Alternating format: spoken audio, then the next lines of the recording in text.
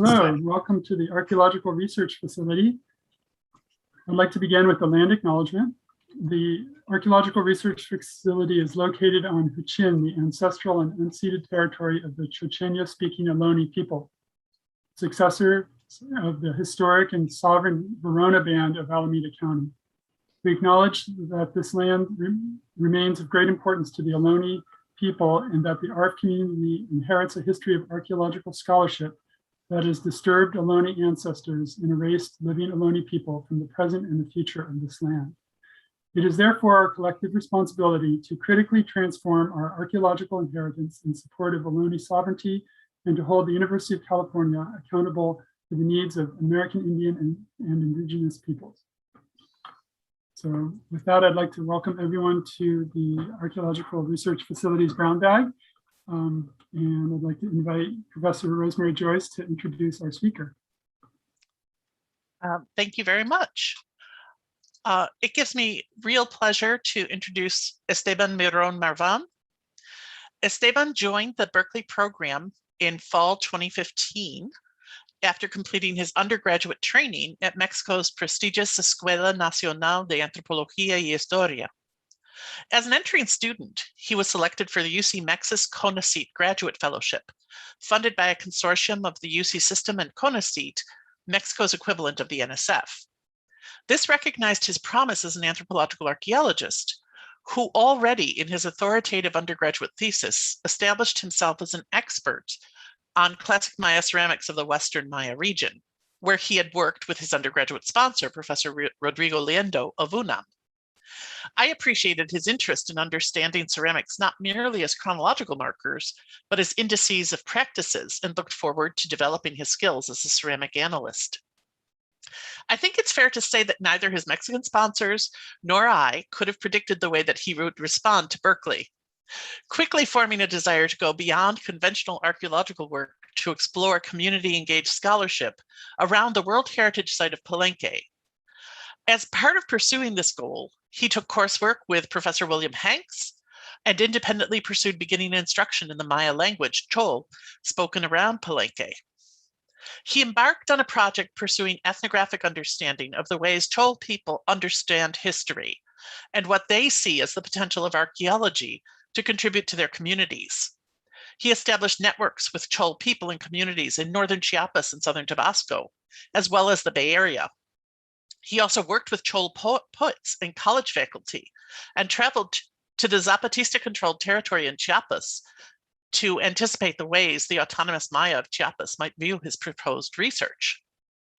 Today, we'll hear from him about where this project, undertaken largely during the COVID pandemic, has taken him. While his original plans to live in a Chol community in Chiapas were deferred by this global crisis, Esteban took the initiative to find other ways to continue to pursue the goals of his project. These also hold promise for the post-pandemic future, including as part of the multi-year project Rodrigo Liendo, Lisa Johnson, and I have pending with support from the National Endowment for the Humanities, what will be one of the first major Maya field projects to mindfully include community engagement from the beginning. I look forward to welcoming Dr. Miron Marvan to that postdoctoral project. Thank you very much, Rosemary, for the introduction. And hello, everyone. It is great to be back here, even if it's just virtually. I really missed attending the Brown Bags at the ARF. And today I'm going to talk to you about, let me share my screen, sorry. Share. Today I'm going to talk to you about the experiment on public Mayanist archaeology that I have been trying during this pandemic.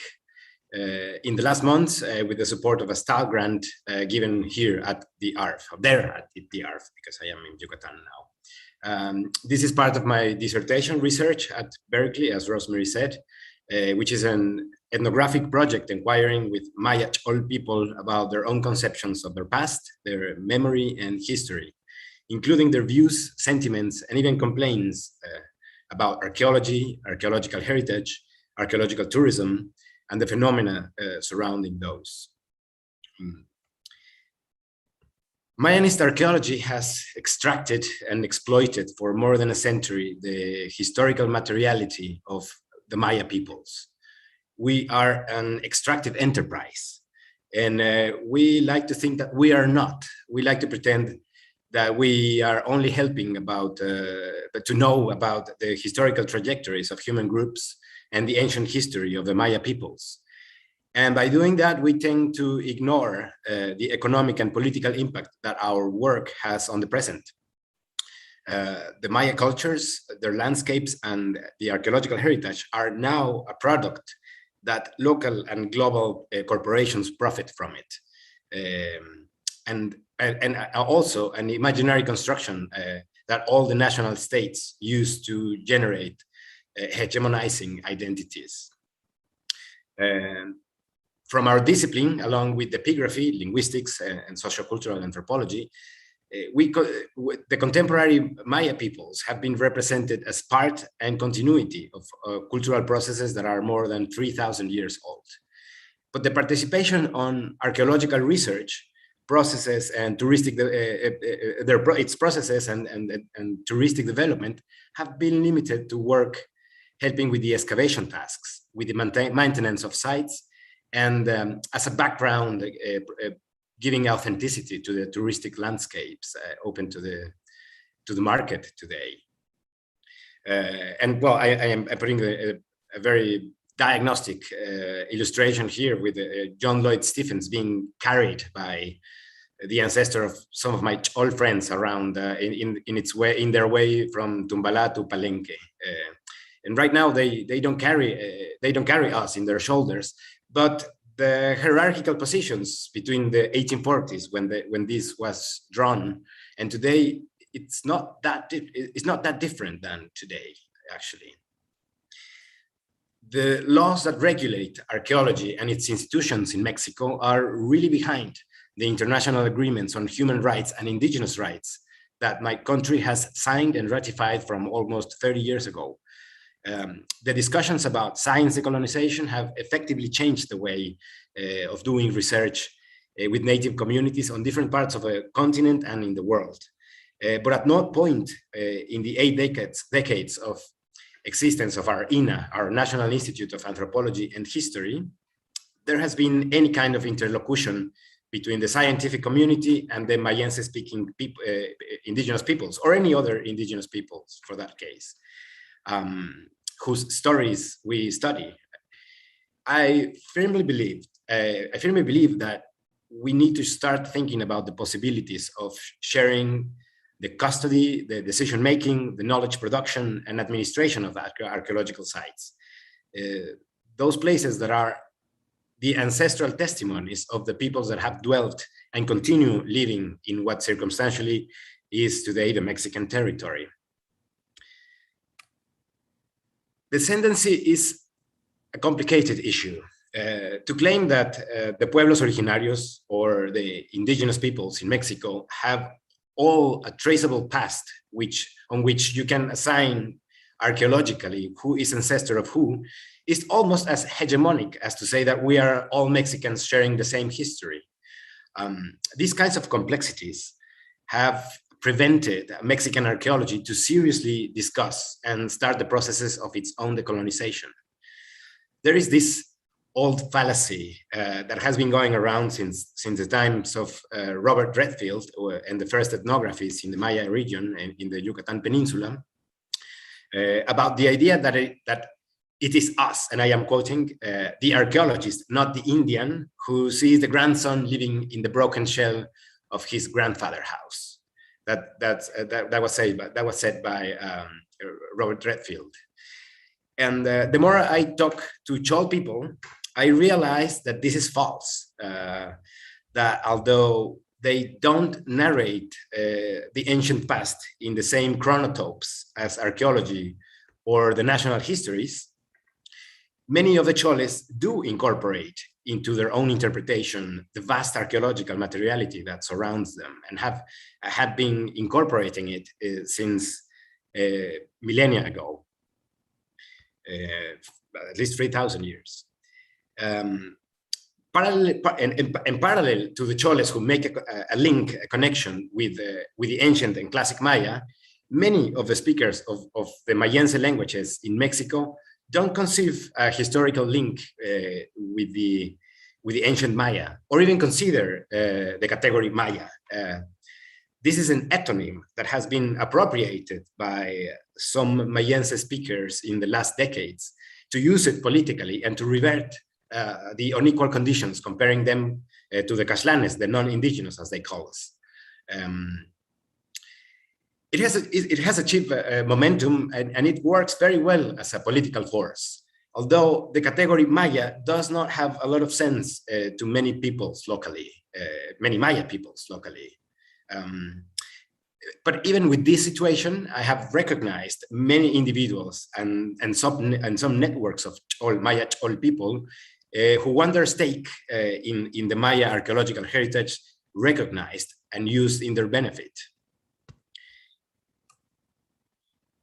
Communities have adapted to historical contingencies, their processes and their geopolitical contexts, with a long history of dispossession and territorial displacement. Indigenismo and its policies in Mexico has aimed to create an artificial racial cultural identity shared equally by all Mexicans since the 19th century, since late 19th century. Indigenismo ideology has conceived indigenousness as a problem to solve, and solving it by diluting it, by appropriating and combining some of the folklore, indigenous folklore, that is palatable to Western consumption. That's very broadly what indigenismo has been in the last 100 and something years.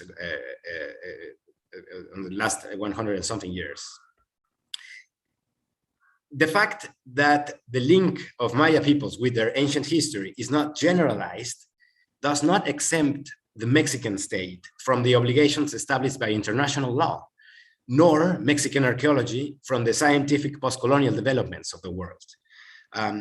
We really need to radically change the way we appropriate our object of study.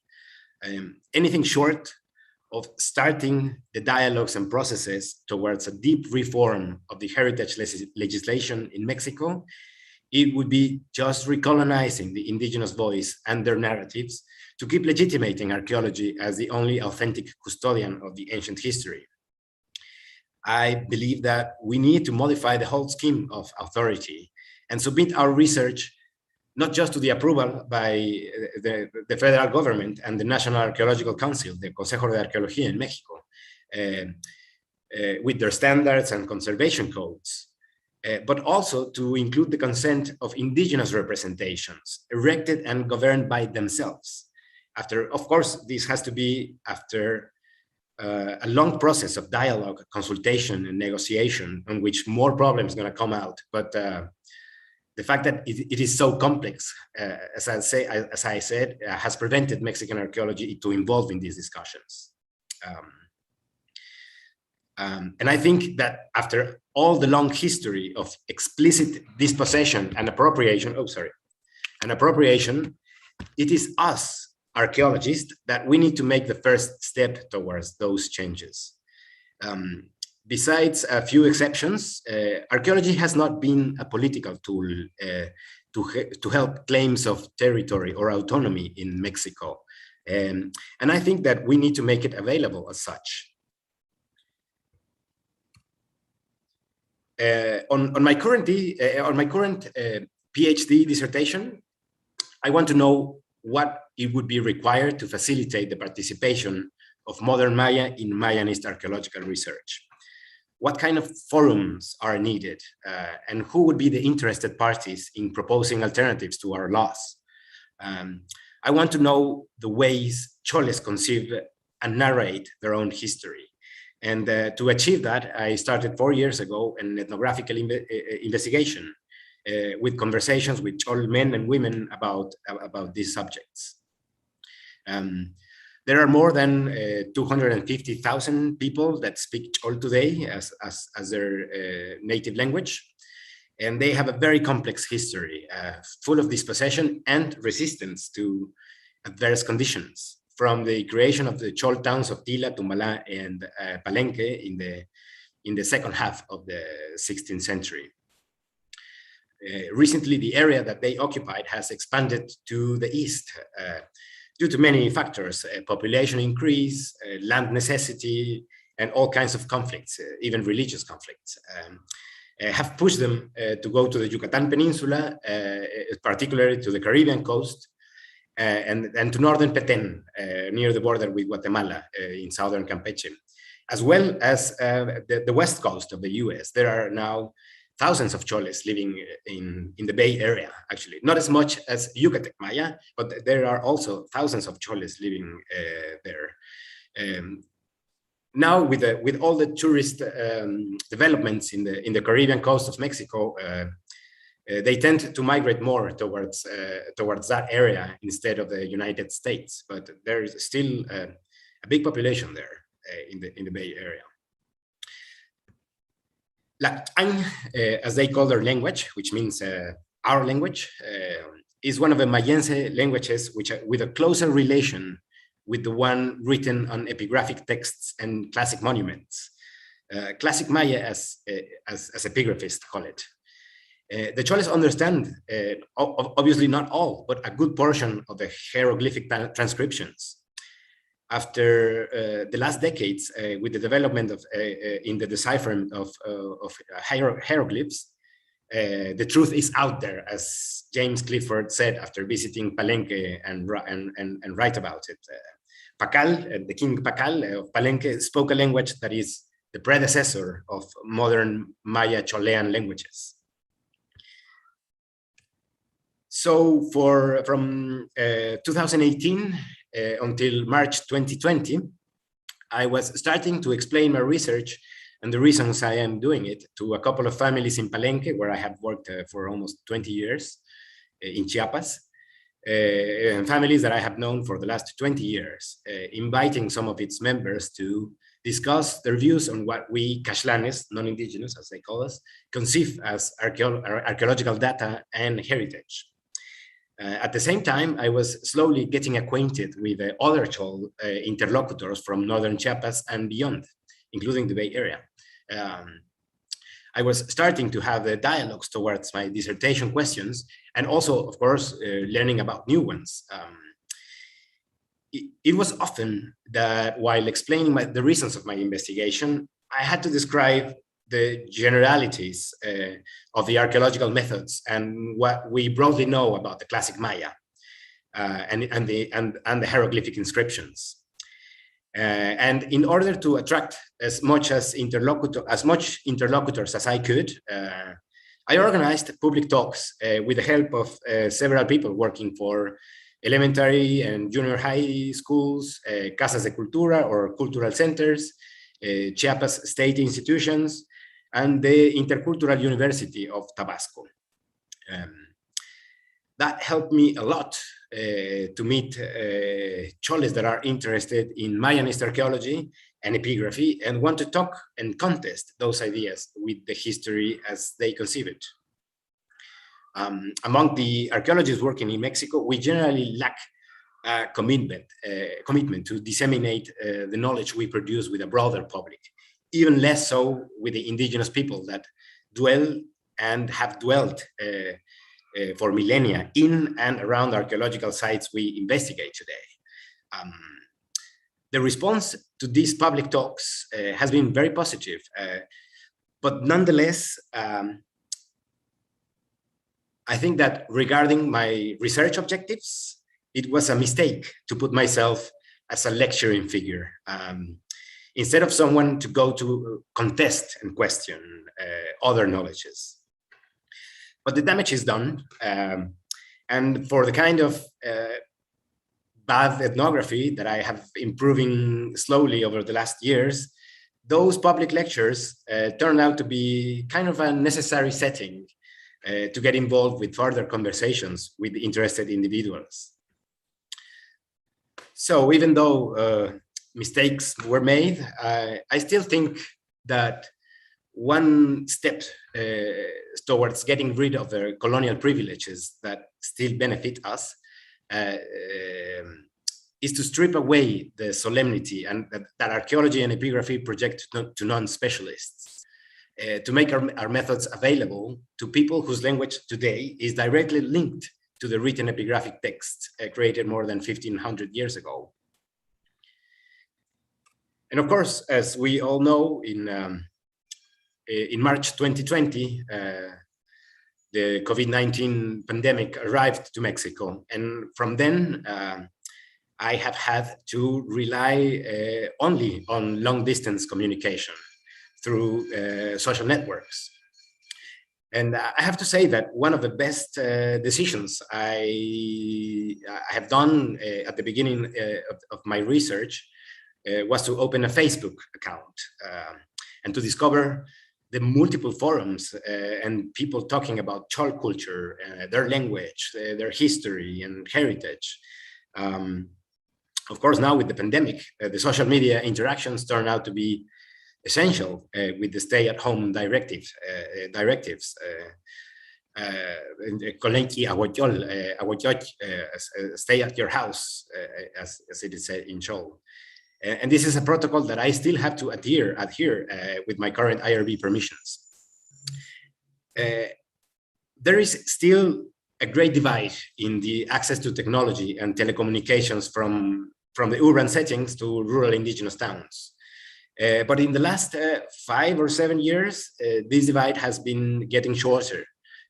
Many small towns have carried internet signal from cities through long chains of microwave antennas crossing the mountains. And many people, mostly young, have acquired a smartphone. With COVID-19, the Chol social networks exploded with more activity, forums, and much more members.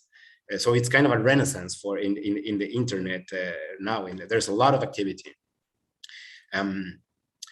And as part of the safe distance activities organized by the Chiapas state government, and along with the director of the Casa de Cultura of the town of Tumbala, Chiapas, one of the main Chol towns, we planned one public talk, streamed public talk about the ancient Maya and archaeology, to be streamed through one of the state Facebook pages.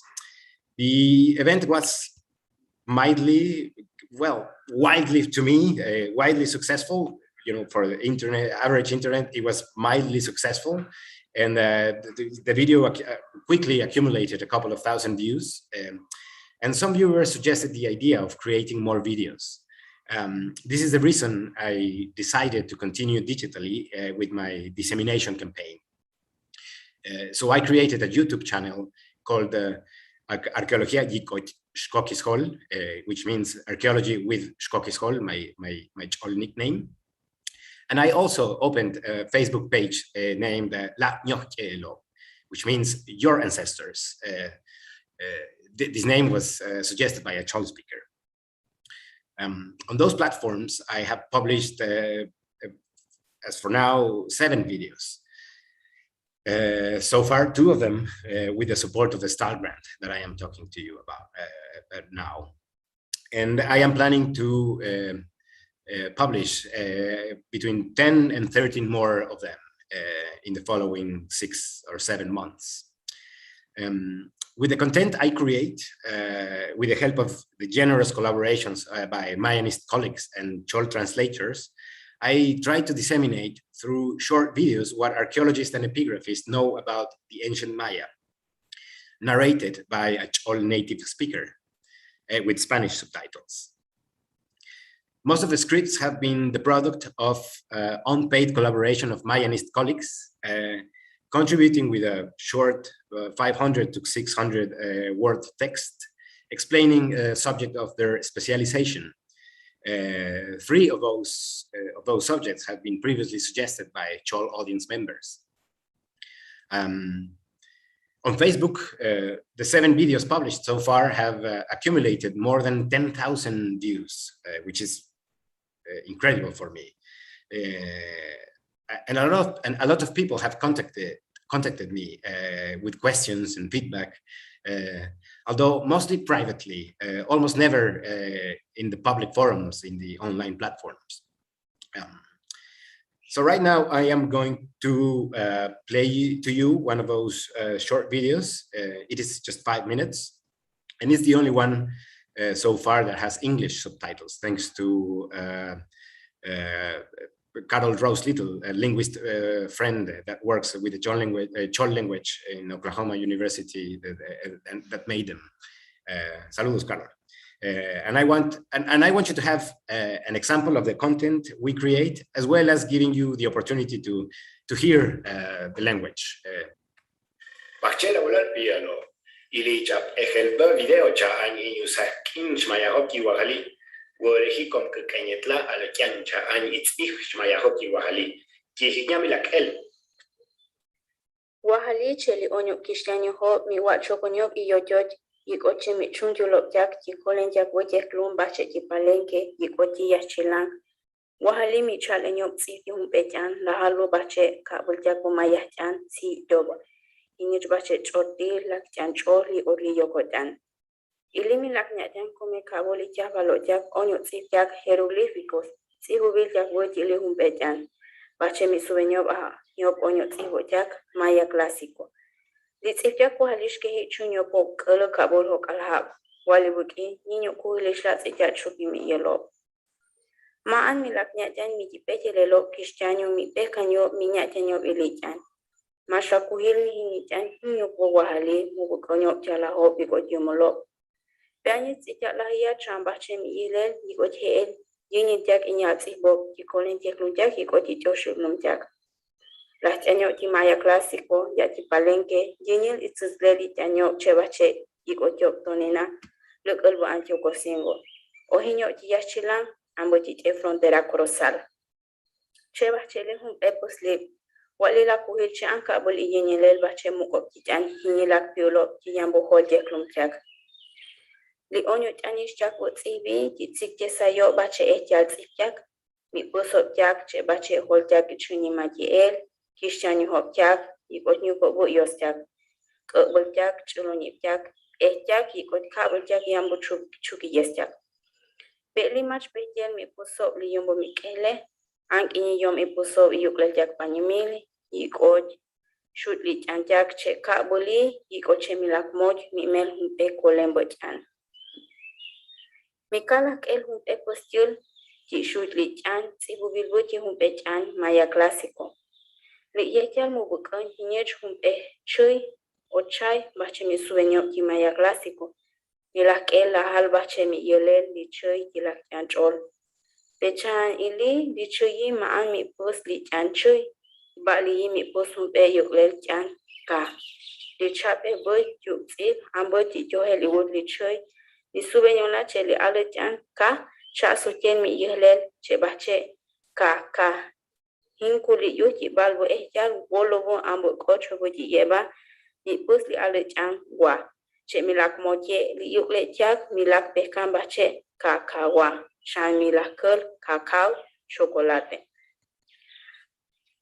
umba yambo pusli jak hinchan wa mubukonyo chan mi yelo tamal mel anji humpetsi yikot yukle jak bache ul yikot li yikemel mi yelel bache ul Chebache yambo ehjan ambu hope yuksif. Chebanye mela ker che humpe yuklel yikot ichan mi yul bi. Beche nyashan mila keken yuklel si. Che bubin mi kujil si escritura. Chebache li la onyo bobi wahali ka boji wenchale yop sif ki yenyel jak boji chapi chap. Li sif jak amboji shale li koji yambo jak. Si bubil boji nyubu oju jak yikoti nyuki shale jak. Wahali mubu yiko jishini jaklung jak. Mi wen yulop chanyu buki hiljak, kinyusak injakop yumulo wahali, yikot heel tabo niki uji jak wahali chebache lejo jak. Yuchuki yes jakop kishtanyo wahali chebache chlibol, yikot mubu kanyo jak, wen les but yuhol, mukot it's ibunyo wahali heel, it's ijahaj, it's ibalop, kuhaj misubo mashki chaan yikanyo. Ank ini heel milakya cuentos jak yikot nich chanjak yikot wo echal mi cholel. Chebache li pusli mi subenyola humpe tibal Baki Miguel, Ambihum Petul Wem Pipba. Pelinho Putzipia Kuali Hinyech, Milakja, Jihunjak, Chet Yorarel Clásico, Kabul Jiwemeleyo. Jihumuk Michulel Hum e video va mi suben una chuki mitzi bunyo wahale, ki onyo hunjak, codices, Chebache Milakan Wale. Wahali mach petel Kishtanyo ho yuhilo big bekayahun. Gats ibo wahali hinyo Kishtanyo ho nyupo yetel bache yumulo jak. Imuk haji chanyo chanyo nyuk yumulo jeklujak. Kabul Kishtanyo tahaj itja kunyo chuki mi yel hinit ibo biljakbo. Chemi bekan jelba mocholo Kishtanyo ho bache ji chuhel nyajak o jikini hejak. Chemilak pekan hini onyo tsipjak wahali, milak wenkan chan onyo maya ho wahali, bache muko kichan, bache mi pocho bibu, yikot bache mi nyatenyo panimil. Isuwenyo la bache yelal nyo sakinyo wahali, y politika ho, isujus lechakin, yikot heel chanyo imel balchak kultura. Yikot chan heel bache nyo sakinyo achun julo anyo bunyo po yechel. Chuki mugu jak yikot chulbo inya chivalo. Wokos la ulo chanti la kelli al video, mujo lak chak ela lakbo, yambo ora, chape semana, wen mi al new sankim bagi ayela new make ashe. So I'm going to start the PowerPoint again. I'm sorry for the mistake. And here we go again. Besides the first video that I talked to you and this one that you just saw, there are, as for now, 5 more, with 3 more coming in the following weeks and many more coming in the following months. The process of making these videos has become a very fertile setting to have interesting dialogues. Especially during the translation of the text by the different paid collaborators. The discussions with them about how to express archaeological ideas have proven to be amazingly fruitful, providing insights of the Chol views about the subjects that I am inquiring about. For example, how they translate the term Maya, if they use the term at all. Or replace it with the more common Lak Nyohke Elop, which means our ancestors, as they call it. I could not say our ancestors, but I say Lak Nyohke Elop. They would say Lak Nyohke Elop because they say our, right? Or other examples for how to express terms from epigraphy, like underworld, without sounding too Christian, because there was not Christianity at those times, and in fin, it's a very personal setting to have many conversations about the past archaeology and how it is viewed now, the translations. The feedback from the viewers that I have got so far has been also positive. As I have said, the responses from the public has been mostly individuals reaching privately. But it has been thanks to those, some of those individuals that I have been introduced to several networks and forums and WhatsApp groups with lots of discussions about their heritage and history. I am learning about the temporalities that they are more interested in, as well as the debates and opinion and points in common that they have about these subjects.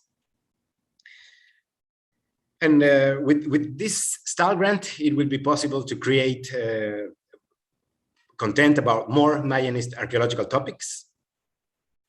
Several colleagues have manifested their generous interest to participate, and I will be able to make videos with subjects as the history and mythology of Palenque through its epigraphy, the lives of ancient Maya women, funerary practices, ancient books or codices, the lithic tools and the life before chainsaws, axes, and machetes, paleobotany and the history of plants in the Chol region, historical archaeology of northern Chiapas, archaeological houses and the domestic life of the ancient Maya, ancient domestic religious practices, as well as other subjects that I hope audience members to keep suggesting in the following months.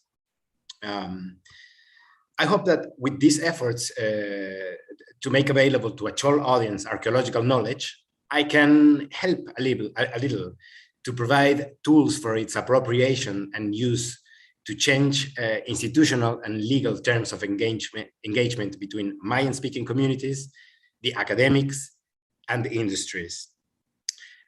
All the activities related to things such as salvage archaeology and research, material curation and exhibition, management of archaeological sites, its economic impacts, heritage phenomena, and all the dialogues that are put together in a region and a place that includes such a melting pot of points of view as the World Heritage Site of Palenque. And I am going to, it's 10 to 1. I want to finish here. And of course, by thanking all the people at the Archaeological Research Facility and the Anthropology Department of Berkeley for all the support that it has been given to me during my graduate school from 2015, particularly to Rosemary Joyce, my professor Rosemary Joyce, all my dissertation committee members, and all the professors at Berkeley. You guys have exposed me to ideas that have effectively changed me. And I believe that you guys have already made me a better archaeologist, and I thank you a lot for that. Now I would like to hear if there is any questions or to hear what do you think about this. Thank you very much for your attention. Thank you, Esteban. We have the chat open in the YouTube channel. I don't see any questions right now. So unless I'm having difficulty with the format. But if people want to post questions, meanwhile, I'm going to take advantage of being the person moderating questions to ask you if you would talk a little bit more about how the dialogic process of translation actually takes place. You know, what is the process, to tell us a little bit about that, because you've pointed to that as an especially fruitful way to do this engaged scholarship. Well, yes, it changes from translator to translator. There are different circumstances on which it is translated, because I want to work with different translators to hear different Chol variants in the videos. But generally it starts by me sending the 500 Spanish text and waiting a few days and so they can have a draft. And once they have one, we meet together and discuss at length all the questions and all the possibilities of translation. And of course, it is not always possible because of this technological divide. There is internet almost everywhere, but it is not very good internet. So like Zoom meetings or live chats are not always very possible.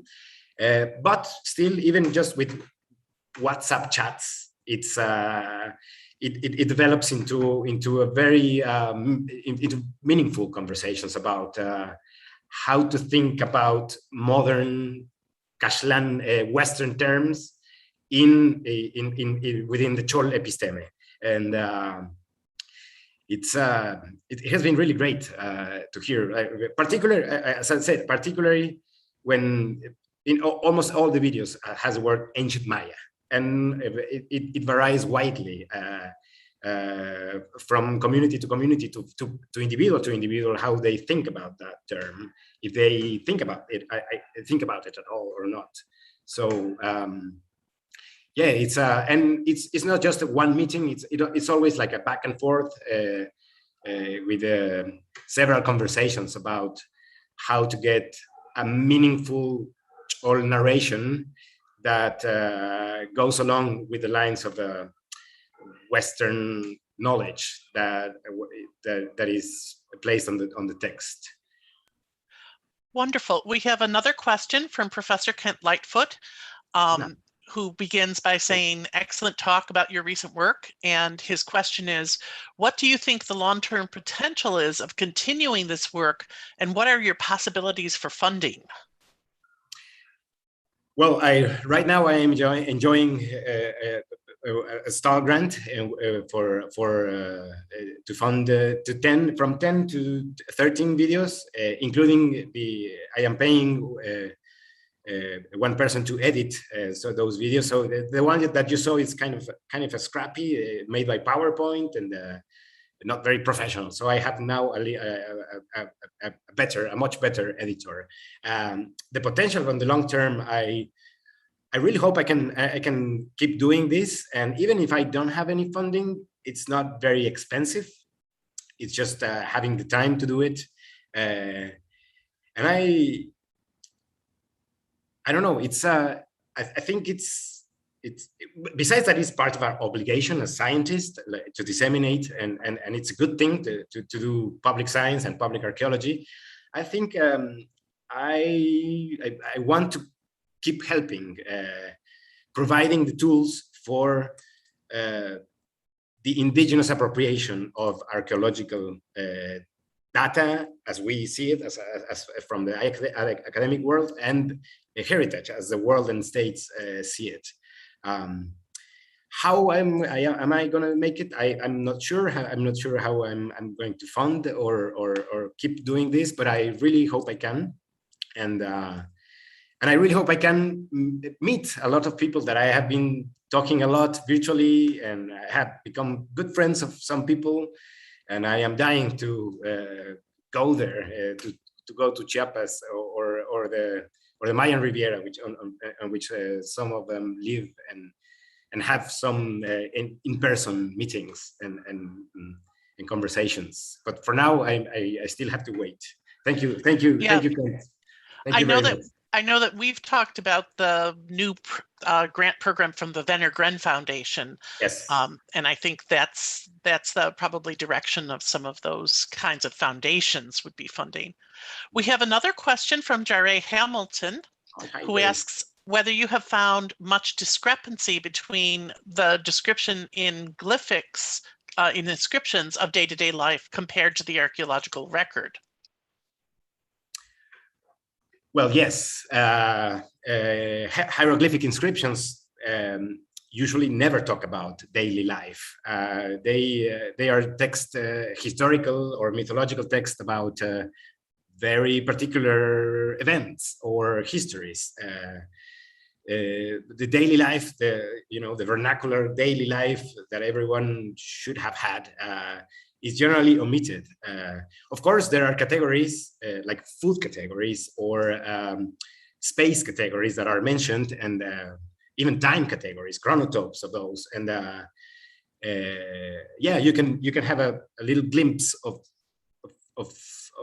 things about the daily life. Not narrations about it explicitly, but you can guess or second guess some of that. Yeah, the incredible thing is that in many of those words, particularly foodstuffs, it's very usual that it's a cognate, that they share the same word 1,500 years ago, and now the Chol and the Chol in modern Chol now. So that's a point on which there's always a sparkle of interest, like, oh, they have been eating pretty much the same for for the people that don't know these facts. It's always a great thing to let people know about those things. Thank you, Jerry. Saludos. I don't see any other questions in our Q&A. I just, again, would thank you very much for not only the presentation, but for the YouTube channel, which I hope everybody has an opportunity to access. And from my perspective as a Mayanist, I think what you've done in these YouTube videos, taking art and words that we primarily look at in terms of the lives of the kings and the rulers, and giving them into this kind of dialogue really does provide that everyday life aspect that otherwise would be missing. So Yeah. that, thank you for doing that.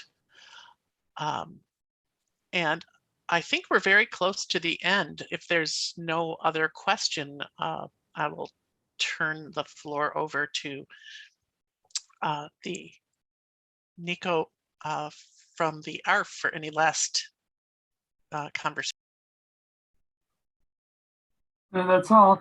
Thanks very much, Esteban. Thanks to all of you. It was great to see you, Nico, and everyone. And I hope to see you soon in Bay one good day. So.